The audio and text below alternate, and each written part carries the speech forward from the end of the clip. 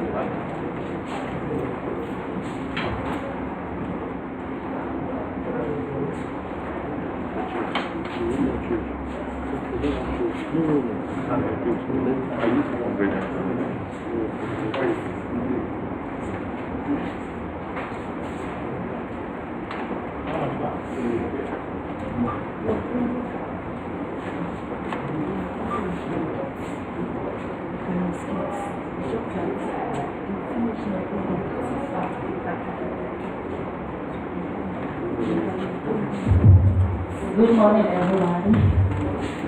Good morning. Good morning. Thank you. First of all, I'd like to say that this is the day the Lord has made. Sorry, I'm coming from Scripture. So we will rejoice and be glad in it. So I want you to rejoice. I want you to be glad. I want you to be happy. I want you to be expectant. Okay? First of all, I would like to introduce myself. I'm Ms. Susan. I'm the staff of the center, and I'm your anchor person for today's seminar. Please, can you clap for me so I'll be comfortable? Thank you, I appreciate it. On behalf of our director, I would like to welcome everyone present here. Thank you for coming. Thank you for honoring our invitation. And I would also like to especially welcome our board, the board of this center, ably led by our distinguished chairman, Professor Mrs. Oluwo. You are welcome, ma. You are welcome, sir. We want to especially welcome our speakers. Only one of our speakers is here for now. It's at the back. When you come out, take your move on. The senior assistant registrar in this center. Please let's put our hands together for him.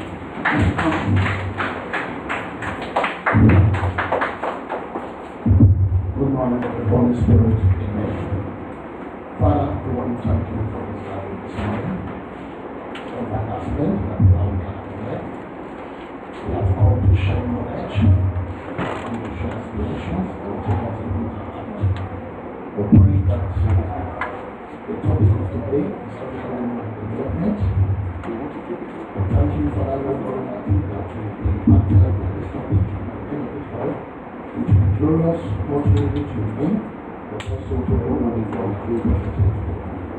Our Lord God Almighty in heaven, we pray for those who are yet to come, that you will lead them to this venue. We pray, Father God Almighty, for those who are leading us on the topic today, that we articulate to impact of the knowledge we all desire. Because African women have done so much, they have impacted so much in the lives of men and women in society. There is no person present here that is not born a woman. We thank you, Father, for everything. Thank you, Lord, as we look forward to you. Jesus, our Lord, amen. Thank you very much, Mr. Noble. Thank you. So we'll be hearing from our director, Professor Mrs. Edusoma, a woman who is deeply concerned about gender issues and who has been working very hard to ensure that things improve for women. So please let's put our hands together for Professor Mrs. Edusoma.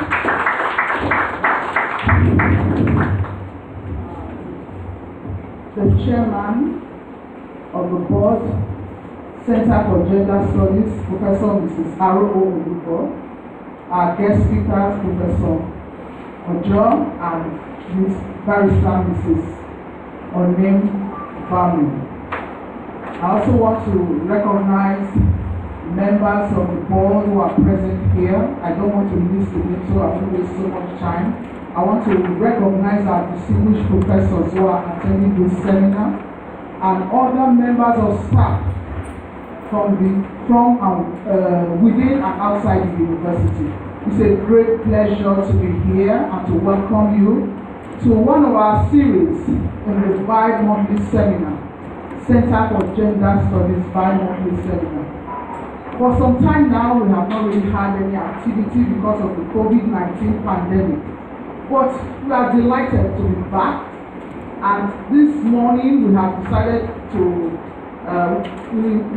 invite the speakers to come and talk to us this morning on these topical issues. The first one is African women in development. Just as the man who prayed said, we know that the African woman or the women in Nigeria and women in every nation do help to build the nation. Even when many times they are not given their due recognition, but they are the bedrock on which nations, families grow. Secondly, we'll be listening to another talk that borders on economic development of the nation. We're going to be listening to a talk titled Gender-Based Violence is Implication on Economic Productivity. We know that the issue of gender and violence is up, especially during the pandemic.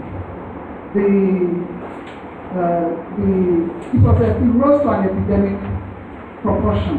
In fact, because many of the people, the perpetrators were in the home, and those who were being violated were locked in during the lockdown the perpetrators were locked in with their victims. It became very obvious that we had so much of rape, of depression, of all manner of violence that were experienced by majorly women and also some few men. So she'll be talking about it because yes, we are here. People are paying us. So if you invite us, we'll be quite delighted. And we are ready to render assistance. Once more, I want to congratulate all of us. I'm sure we are going to be enriched in our knowledge concerning gender issues. Thank you once more. First lecture for the day by Professor Ojo. Before that, I want to read a brief citation of our guest lecturer.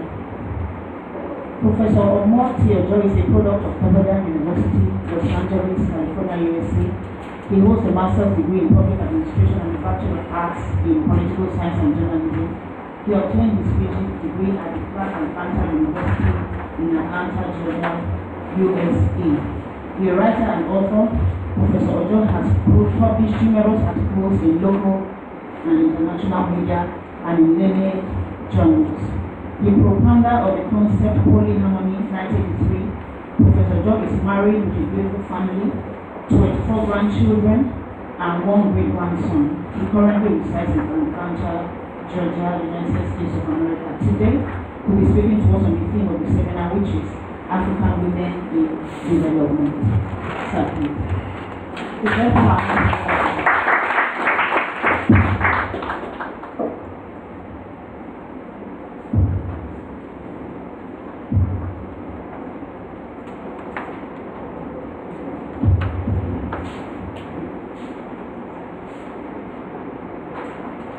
Good morning, Chairman, and Chairman,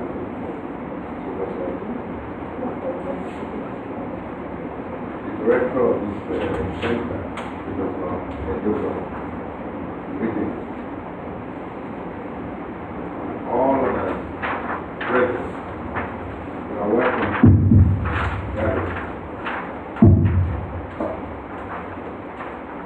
before I will do anything, I would like to thank Professor Joseph for organizing this forum. I never met her before. The first day I did, thank you.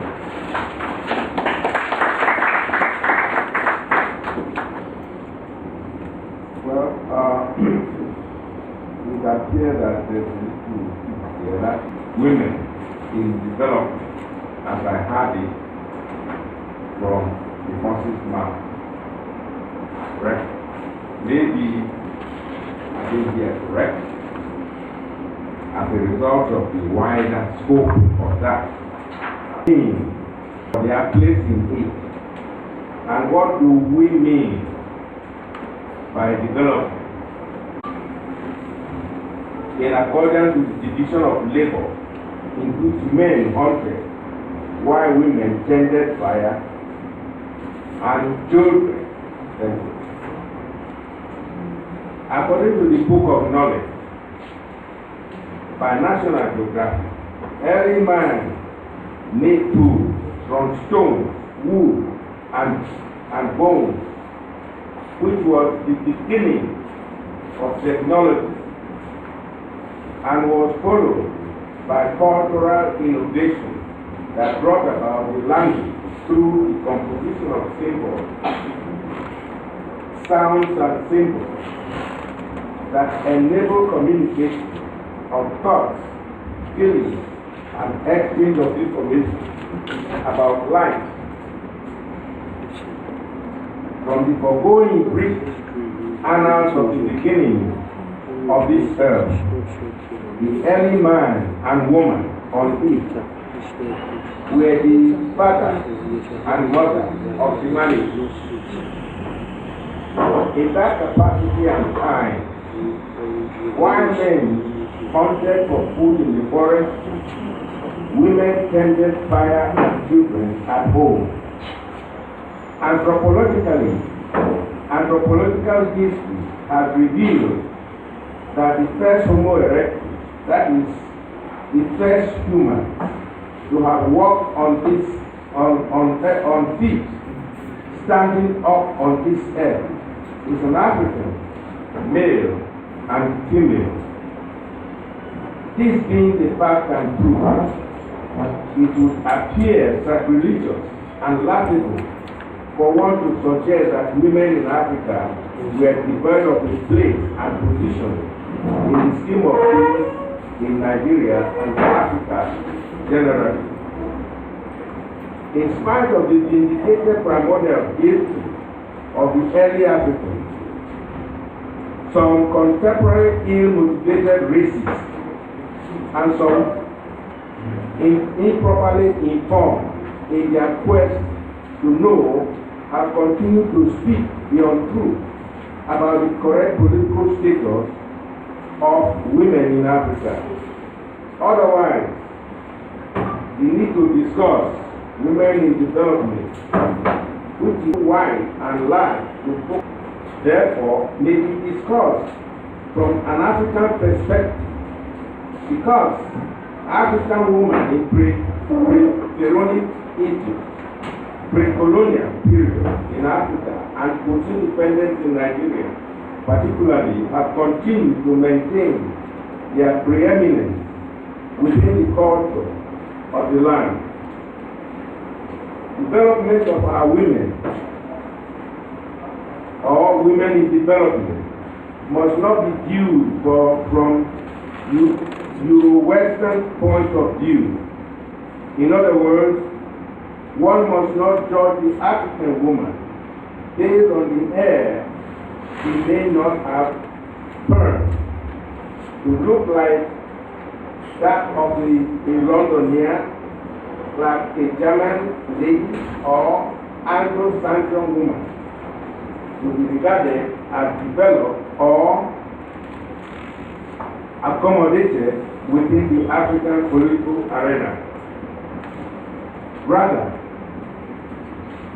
as one had conscientiously argued in the book, African Woman and political development, a case study officer for women in Edo State, Nigeria. Women in Africa have been in their nature a down cultural place and have been playing as appropriate in the game of politics unhindered. Within the realm and focus of our attention, development therefore has to be redefined as being mentally strong, energetically dynamic, alert, and competent. These are the elements with which African woman is made of. Otherwise, Nigeria's socio-economic and political setting would have collapsed before now due to inappropriate leadership or its lack thereof. The African family unit, the base or foundation of society, is still in place, but struggling to be allowed in its place in Africa as the progenitor of the human race.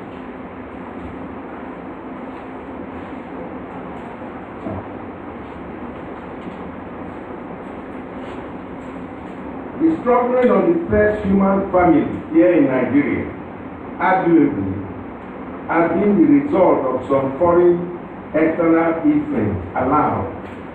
How else do we explain an ugly situation in which very young children speak in foreign languages with their parents at home, while the mother and fathers speak to their babies in English language?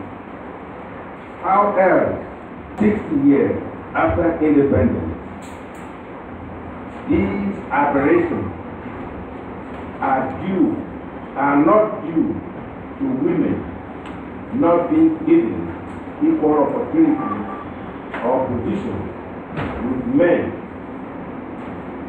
not are the aberrations the fruit, nor are the aberrations the cause of the women in Africa, which are the result of lack of political consciousness brought about by misguided rulership. The opportunity for this exchange of ideas. So social, when you see it in the news, you'll be thinking that this sort of a thing, nobody that is close to that woman can ever do a thing like this, or nobody close to a child can ever have a child like this. But the opposite is the case. We have realized that the perpetrators of this evil are family members, people that are close to these victims, people that you least expect to cause injury on the categories of perpetrators include family members. They also include community members, people that live around your neighborhood, friends, acquaintances, people that you can trust your children with. Then I also said here that and those that act on behalf or in proportion to disregard culture, religion, state or intrastate institutions. What do we mean by people that act on behalf of institutions? What do we mean by this? We have seen situations where we have traditional rulers dividing children. We have seen the cases of police officers. Some tests we like to clarify today. When we are talking about gender-based violence in terms of children, any child that is below 18, we call it child defilement. Then when that individual is above 18, we call it rape. Of course, there are different forms of violence. We have domestic violence when it was the one defining this boy until it was discovered. So what I'm saying here is this, that cultures, that these custodians of culture, of moral principles, facts, and the records that we see on a daily basis, is mostly women. We hardly see the male child coming that he was defined or he was defined. Only a few cases have been defined on a daily basis. If you don't have the right to define you, nobody has the right to touch you, no matter what you wear and where you are. Because if you are seen as what they wear or where they had at that particular time, what if I a little baby, a child that is less than 2 months or less than 2 years, what was that child wearing? I said loss of ability to function in the community is a consequence of gender-based violence. Most women that come to us, they have lost confidence completely as a result of verbal violence. The husband keeps telling her, you are good for nothing. But anytime she's trying to talk to her, she becomes very violent. Those are ways people react to sexual-based violence. They react in different ways. Some become very depressed.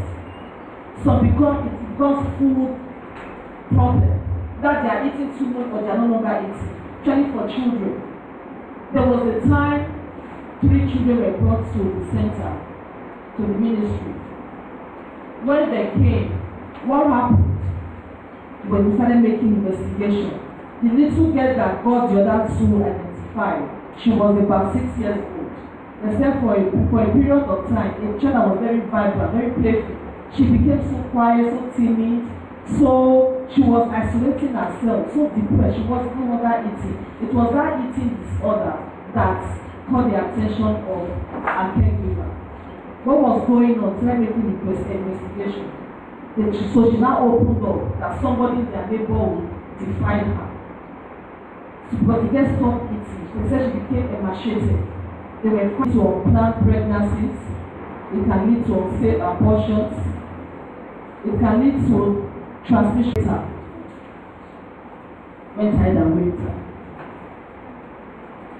At the end of the man left that she ran away and went to their pastor. The husband traveled and through their pastor is a military person, went to go to military barracks or so, and after some days they were able to locate this man to punish him. A terrible act. The woman acted as though she was dead, and the man still went ahead and defied her and raped her violently. And the emotional trauma is terrible. When these women come, it takes time for us to begin to talk to them. It takes time. The women, they are so emotional because of what has happened to them. The post-traumatic stress. I wanted to use this word. They are here. When they come, they are like, they can't. It takes time for them to open up. That's why it is an evil. So what I'm here today, the topic, gender-based violence. How do we respond to it? It's not something that is in the news, it is happening. But our response should be to say it out there that it is happening and to campaign for its elimination. It should be stopped. Our women are suffering and there is help for them. Most of them think that there is no help. There is help for them if you and I can also assist. This woman, she was just there, she just couldn't say anything. No, she naturally opened up. Said she had to act as if she was dead. And this man still went ahead and raped her. So we see this thing every day, and we are saying that women can make meaningful contribution to the economic development of our nation if only they are given the chance to do so, if they are not defiled, if they are not violated, if they are not sexually abused, if they are not verbally abused. I remember I always give this illustration or this example. My godmother, retired Chief Justice, she said she got married at the age of 19. In other words, she went through her school, childbirth in her husband's house, and she still goes to the top in her career and profession to become the Chief Justice of the state. So that woman had the support of the husband. She had the support of the family for her to be able to do so with so many children.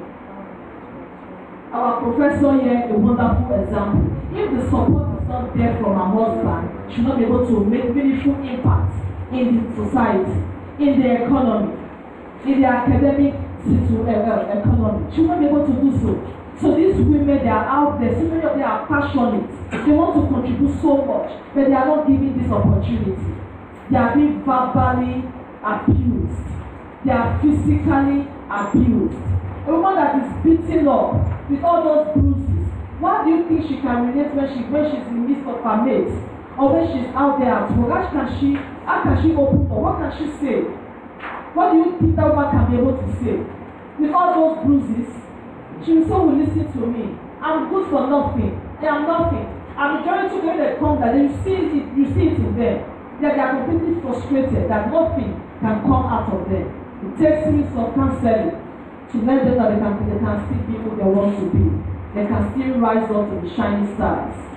It takes time. There was a woman that came. I thought she was in her 60s. When she told me her age, I thought she was just in her early 40s. She had 4 children. It was not even the physical bruises that was actually her pain. It was the verbal violence. The things her husband was telling her. After 4 children, 4 beautiful grown-up children. She got married very early. She has been with this man. This man has been beating her. So we asked her, when did this beating start? He said, it's been done when she had her 2nd child. It's been done. The man just beat her for no reason. This particular one that made her to come to work, after beating her, she was naked on the street. The man still picked up umbrella and was hitting her. So before she got to the street, the last child is a boy, growing, a small boy. The last child said, Mommy, I'm going to hold that you wrong. That was what she said. The boy now told the mom, I want to hold daddy's leg, I want you to run. You can imagine for a child to say, I want to hold daddy's leg and I want you to run. When I was not questioning the boy, how do you see what's happening? The priest said about the father. So we are bringing up a generation that we want to be the best. But it starts from the home. Domestic violence. A child was telling the mother, Mommy, wrong. Because the other children, they are girls. So I was not wishing that the boy is the first child. The mother would have suffered so much. Bruises all over her, but she was looking in her 60s. Well, she was just early 40s. Then she said, we are not children, yeah? She said the verbal violence, she said the man used to call her smelly pussy. After beating her. That was what was victim needs, is medical care. That victim needs clinical care. Do you know why I'm saying this? Because we have realized that so many of them so that we can get the history of how we can assist as an the man came. When the man was coming, responding to your fears, when the man was coming, was not wearing a shirt. Why was he not wearing a shirt? But his own point was worse. What happened? The man is used to beating up this woman. On this fateful day, she was boiling water on the gas. The man was beating her. Then she now responded. When you said she can respond, she responded, and that anger, the man carried the hot kettle to splash on her. So she noticed it and used her hand to hit to flick the kettle. So by flicking, hot water poured on her hand. That's how she suffered burns on her own hand. But the man's bag was totally pumped. Because she flicked it poured on the man. So we asked the man to go for medical care first before we go attend to both of them. But that's the response. But what we are saying here today, most women don't cry out. They are suffering this thing, they don't cry out. They need to cry out. Because in the ministry or in our center, we don't just say, oh, leave your husband, you must divorce your husband. No. But by the time there is a threat to life, our women should know there is help for them. Gone are those days when they die in that situation. There is help for them. They can cry out. They can separate for a while until the situation becomes better and then return back to their homes. There are 2 scenarios I want to play before us today. Real. This man, what brought him to the ministry was custody issue. The man said he wanted the children. The grandmother of their late mother said, of the children said no. So while they were always coming to the ministry, the man was dragging the children, and the late wife's mother said no. Because we all know that in case of such a thing, such death or so on this particular day in the office, when they came, one of the young children said, Daddy, if you are not pushed mommy would not have died. God made that little child to voice it out. Because the man thought that they were very little, they would not be able to say what happened. So the man was used to let their settled. If that woman had not separated for a while, only God knows what would have happened. She ran for her life. I would say, I ought not also say something. This is about women, women, and women. And I whispered to my friend here. Then you should also organize their own. Let's also talk about violence against men. And somebody mentioned it.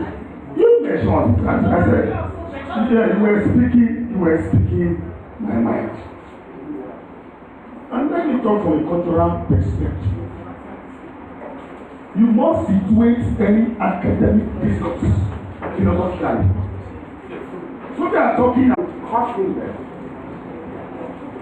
That is something that we need to look at. My learned professor just mentioned something political consciousness. But we find out that the willpower to investigate some of these issues are not with the police at all. Sometimes the issue of bribery and corruption have also hindered proper investigation of gender-based violence.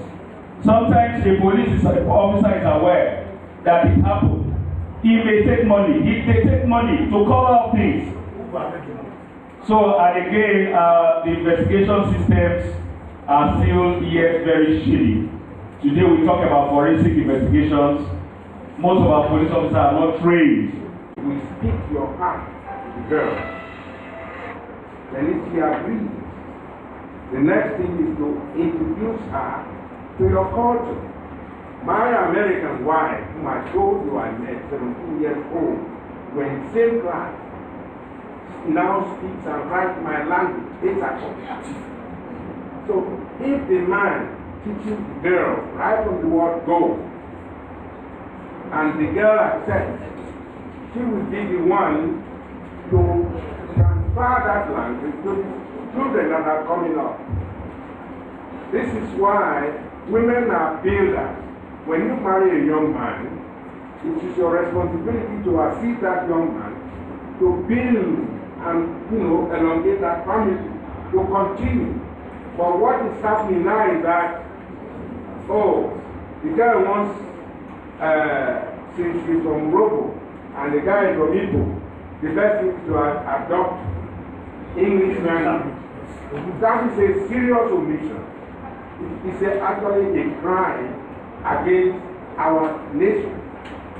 So I thank you for marrying another profession, very disciplined people.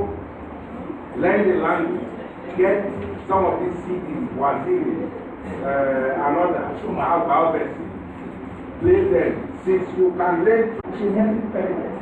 So you will say it next time.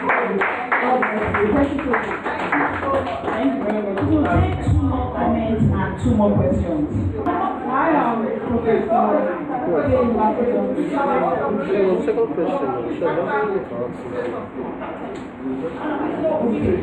I am Professor K. Mafida of Biochemistry Department, UNIPEN. I am a board member. I want to appreciate the guest speakers. Barrister, thank you very much, and Professor. I actually benefited from the talk. And I also want to state this categorically that this center is for male and female. So don't think that because the barrister spoke essentially on women that the men are cheated. No. Gender is all about. By way of solution, I would hinge on what a professor said, that women are strong. Indeed, women are strong. And that could be used as an advantage to them. If they are strong, inherently, yes, they are strong. What do they do with that strength? They could be taught to be more assertive, as Professor Lugo said, not necessarily by fighting back or by using the resources inherent in them. You made an example of a woman who started doing something. Do not look hard enough. A mother should be vigilant. I've had a case I've had to handle. The girl has graduated now as a medical doctor, but she is still bitter against her mother. Someone was abusing her in the home, and the mother refused to notice the cues. She runs after the mother as the mother is driving off crying. The mother will say, go back, and she goes back to the abuser. So mothers, watch out.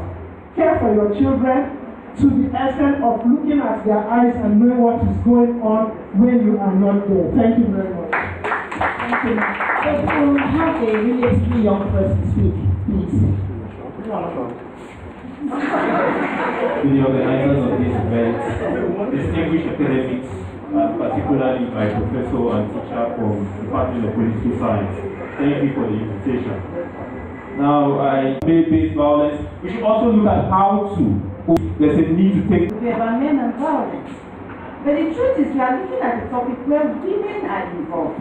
And we see issues of culture and so many things, and we are keeping a blind eye. I remember somebody raised a question that somebody came to her office and Sima, to be sincere, victims that are abused are not left alone to handle issues on their own. I believe what we ought to have done for such victims, we are looking for way forward. When somebody comes to your office and says, carry the woman to the welfare center yourself for the person to seek help. That is the way forward. And the truth is, even when you carry them, sometimes you go back to this abusive. Because you made mention of a case that woman and I was blinded. Our statements made her feel inferior. So my question is, if women are to be liberated, so what should be instilled on them? Is it that kind of knowledge? Without your presence, there wouldn't have